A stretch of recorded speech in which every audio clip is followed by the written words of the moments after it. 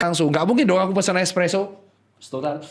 Iya, kenapa ya? Ada yang nggak rasanya. Apalagi sedotan yang kertas. Ya. Kayak minum jadi kertas semua, jadi bubur semua kan? Enggak, aku nggak pernah minum sedotan kertas. Aku selalu gelas sih. Aku kan coffee addict yang. Wih, Skena, iya. Boleh biasa aja nggak muka tuh udah miring-miring gitu tuh. Ya, itu gejalanya kalau semakin stres lihat Liverpool ngopinya semakin kenceng saya. Oke. Nah, tapi nggak kalau kan disuruh sama dokter giginya harus pakai sedotan. Ya. Dokter Tirta merasa itu jadi nggak enak. Nggak enak. Makanya itu akhirnya yang terjadi ya dia sendiri bilang ya kamu harus rutin-rutin merawat. Impactnya gini, gigiku tuh udah hilang 3. Aku dicabut udah 3 dan semuanya itu di geraham yang sisi kiri. Jadi gigi kiriku ini Cuma hilang. kiri doang.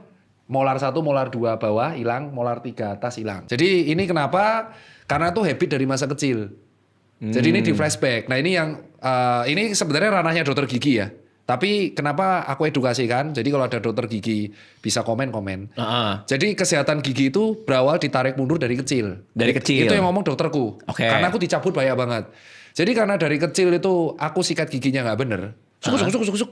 Dan akhirnya itu meninggalkan noda makanan. Dan itu jadi sarang bakteri. Dan bakteri itu menghasilkan gas. Sementara kita kalau bangun tidur sudah bakteri ada gas. Bangun tidur kita tuh kondisi mulut cenderung asem. Oke. Akhirnya terjadi reaksi yang merusak lapisan email gigi. Jadi giginya rapuh jadi sarang lobang. Oke. Lobang terjadi koneksi antara gigi sama saraf. Jadi open, free nerve-nya open jadi sakit cabut. Oke. Nah, akibatnya kalau dicabut terus gigi itu jadi menyeimbangin yang bolong jadi ketutup. Jadi gigiku redegang. Nih, ini kan bolong. Yang kiri itu.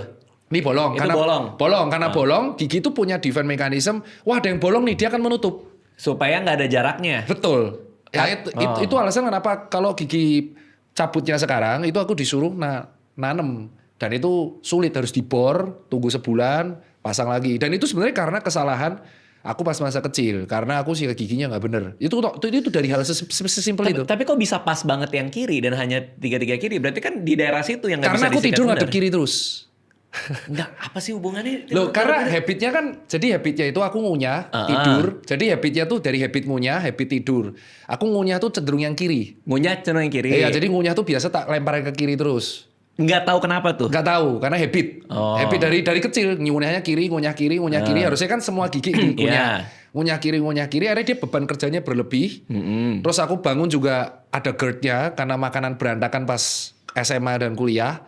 Asam lambung nggak stabil, cenderung asam, sikat gigi nggak bersih, bolong semua. Nah sekarang sudah mulai ketahan. Sekarang aku karena habitnya buruk, giginya kan renggang, scalingnya yang jadi sering, setengah tahun sekali, 4 bulan sekali.